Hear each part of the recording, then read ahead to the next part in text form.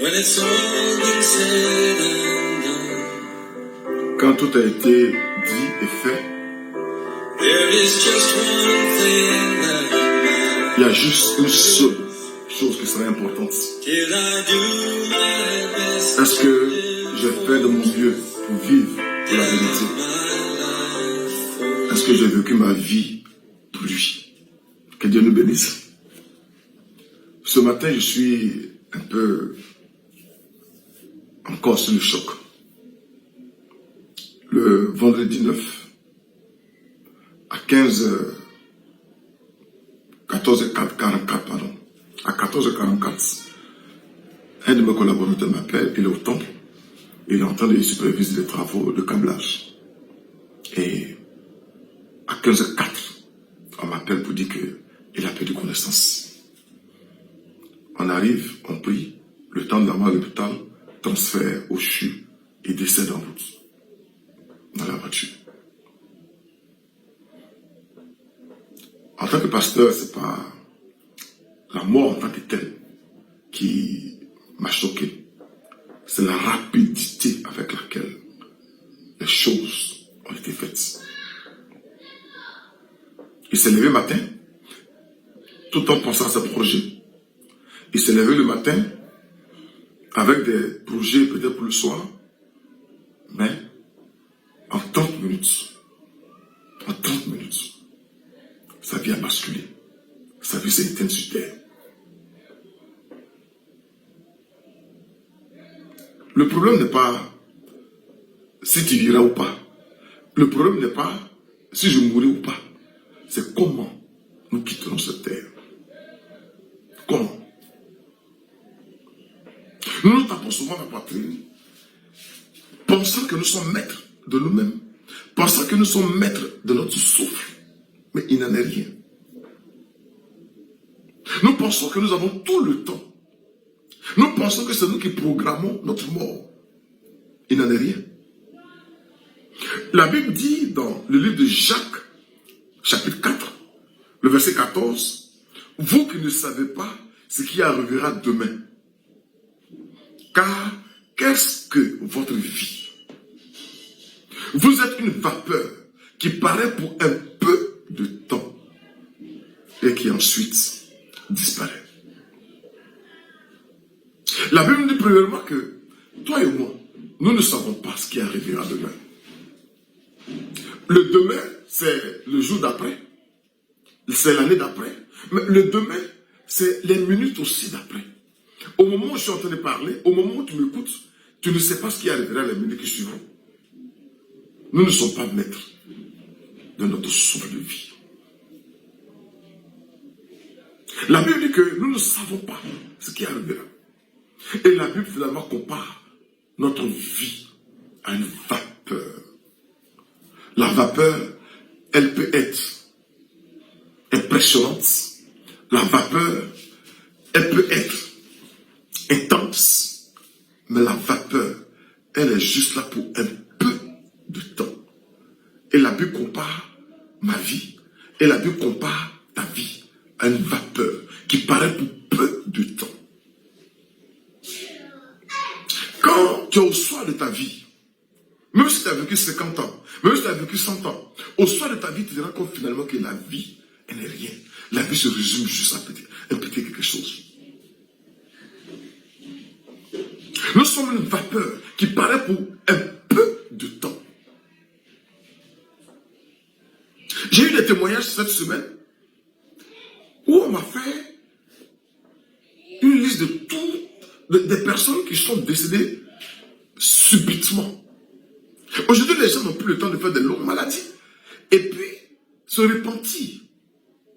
Des gens tombent, ils perdent le langage, ils ne peuvent plus parler. Et puis, les minutes qui suivent sont partis, sans repentance. C'est pourquoi la Bible dit que si vous entendez ma voix aujourd'hui, n'endurcissez pas vos cœurs. Au moment où tu m'écoutes ce matin, au moment où tu entends ma voix ce matin, n'endurcis pas ton cœur. Tu n'es qu'une vapeur. Tu ne sais même pas ce qui va arriver les minutes d'après. Tu ne sais pas ce qui va arriver qu'au soir. Tu ne sais pas ce qui arrivera demain. Tu ne sais pas. Le problème pour l'homme, pour toi et moi, ce n'est pas la mort. Le problème, c'est comment nous mourrons. Comment nous mourrons. Parce que la Bible dit qu'il est donné aux hommes de mourir une fois. Après quoi vient le jugement. Il y a une éternité après cette vie où tu la passeras. Comment tu la vivras? Avec ou sans ton Créateur.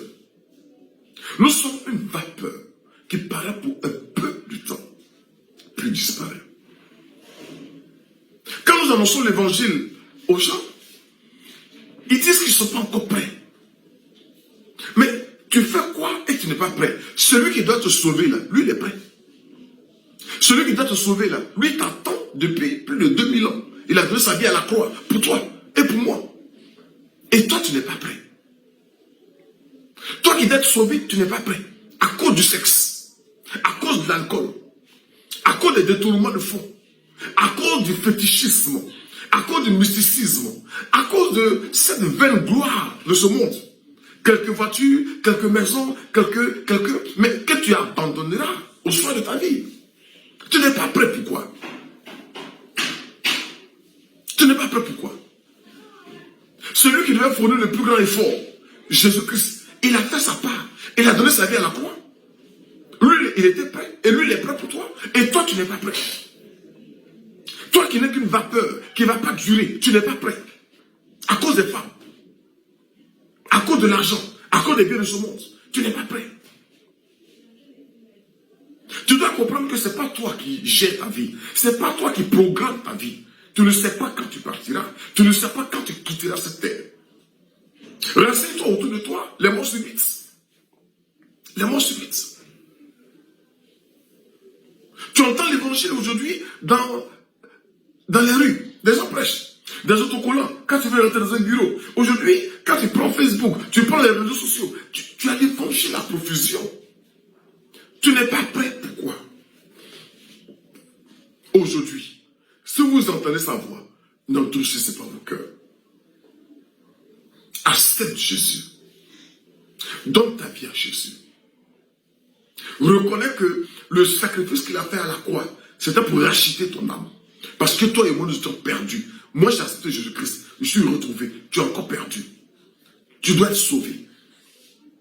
Dieu ne fait exception de personne. Arrête les raisonnements. Non, c'est le Dieu des blancs, c'est le Dieu des noirs. La Bible dit que quiconque croit en lui, quand Dieu a tant aimé le monde, qu'il a donné sa vie, qu'il a donné son fils, pardon, afin que quiconque, le mot quiconque là, il n'y a l'exception de personne.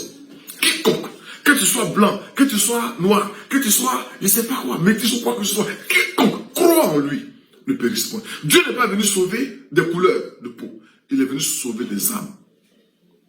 Tu connais une âme qui est blanche? Tu connais une âme qui est noire? C'est ton âme que Dieu gère. C'est ton âme que Dieu gère. Si c'est à cause de cette vie vaine que tu dis que tu n'es pas prêt, mon frère, détrompe-toi. Détrompe-toi. Parce qu'il n'y a rien de ces choses-là. Nous avons vu des gens mourir malheureux. Avec tout l'or, avec tout ce qu'ils sont, malheureux. Mais son soin de ta vie te rend compte que la vie finalement n'est rien. Ta vie tient juste un seul fil. L'homme n'est qu'une vapeur. Tu n'es qu'une vapeur qui paraît pour peu de temps sur la terre. Et ensuite, tu vas disparaître. Je voudrais t'encourager ce matin à revoir ta vie. Je voudrais t'encourager ce matin à revenir au Seigneur. Ses bras sont ouverts. La Bible dit que quiconque vient à lui, il ne le mettra pas dehors. Le Seigneur Jésus t'attend. J'ai souvent d'observer. Et c'est quand le corps est dans le cercueil, au moment où on est prêt à aller au cimetière, on chante, on dit, le Seigneur t'attend sur les pavés de sa porte. On t'a dit que c'est le canal que le Seigneur attend là-bas. C'est pendant que tu as envie que le Seigneur t'attend.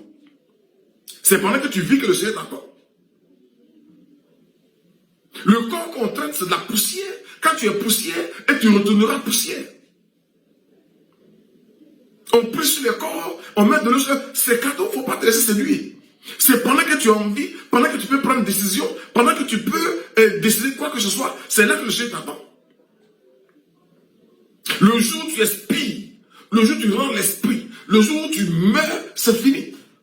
Les hommes vont se battre ici sur ton corps, les hommes vont faire des habillements sur ton corps, mais c'est en vain. C'est en vain. C'est pas quelqu'un qui prend une décision pour toi. La Bible dit que quiconque croit en lui, on n'a pas dit que celui qui croira en Jésus-Christ à la place de quelqu'un. C'est pas biblique. c'est ta détermination, c'est ta foi qui va te sauver, pas la foi de quelqu'un d'autre. Le rôle de l'autre, c'est de te présenter Jésus-Christ. Le rôle de l'autre, c'est de prier pour toi. Mais la décision t'appartient. La décision t'appartient. Je ne suis pas prêt. Tu n'es pas prêt pourquoi? Tu n'es pas prêt pourquoi? À cause des femmes? Tu n'es pas prêt pourquoi? À cause de la drogue? À cause de l'homosexualité? À cause des abominations? Tu n'es pas prêt pourquoi? Et ces gens, c'est très... Quand ils sont malades, ils courent à l'église pour qu'on prie pour eux. Ah, vous savez qu'il y a une prière à l'église? Dieu te veut en bonne santé. Dieu te veut en vie. Rappelle-toi, tu n'es qu'une vapeur. Tu peux te frapper la poitrine. Tu peux t'enorgueillir de quoi que ce soit, mais tu n'es qu'une vapeur. Et quand le temps arrivera, aucune chose de ce monde ne pourra retenir ton âme. Mais tu rendras compte à Dieu. Tu rendras compte à ton Dieu, à ton Créateur. Vous qui ne savez pas ce qui arrivera demain, tu m'entends? Tu m'écoutes? Qu'est-ce qui arrivera? Tu ne sais pas. Car qu'est-ce que votre vie? Vous êtes une vapeur qui paraît pour un peu de temps et ensuite disparaît. Avant de disparaître, donne ta vie à Jésus-Christ. Avant de disparaître, accepte Jésus comme ton sauveur. Tu as entendu parler de Jésus. Tu sais qu'il est mort à la croix. Et la Bible dit dans Actes 12, il n'y a aucun autre nom par lequel toi et moi on doit être sauvés. Aucun autre nom. C'est maintenant, pendant que tu as envie, pendant que tu parles, pendant que tu as tes facultés, que tu dois prendre une décision. Que tu dois prendre une décision. Accepte Jésus-Christ. Arrête les raisonnements. Tu n'es pas plus sage que Dieu. Arrête les raisonnements. La Bible dit, vous me chercherez et vous me trouverez.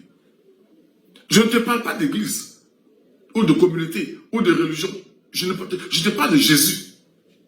Je te parle de Jésus. La Bible ne dit pas, si quelqu'un va dans telle communauté, les sauver. Je te parle de Jésus. Lui qui croit en lui, qui ne périsse pas. Je veux t'encourager ce matin à comprendre que, tu ne sais pas ce qui va arriver demain. Avec ce que j'ai subi le vendredi passé, c'est un choc. Ça va très vite. Deuxièmement, à comprendre que ta vie est comme une vapeur. La Bible ne dit pas que vous êtes comme on dit, tu es une vapeur. Tu parais pour peu de temps et disparaître. Tu vas disparaître. Et quand tu vas disparaître, la vie n'est pas finie. Tu passes dans l'autre monde, dans l'éternité. Mais c'est là que ton choix aura payé. La Bible dit que il y en a qui vont se réveiller pour la vie éternelle. Il y en a qui vont se réveiller pour la mort, le propre éternel. Si tu entends ma voix ce matin, si tu entends la voix de Dieu ce matin, n'endurcis pas ton cœur. Accepte Jésus-Christ. Il a donné sa vie à la croix pour que toi et moi soyons sauvés. Que le Seigneur t'accorde cette grâce du salut. Elle est disponible pour toi. Arrête les raisonnements. Genre, il y a trop de faux, il y a trop de faux. Pour qu'il y ait un faux, il faut qu'il y ait le vrai. Et je veux t'encourager ce matin. Dans Jean 3,36, pour terminer. Celui qui croit au Fils a la vie éternelle. Celui qui ne croit pas au Fils ne verra point la vie. Mais la colère de Dieu demeure sur lui. Que Dieu te bénisse. Et je prie que tu fasses le bon choix. Amen.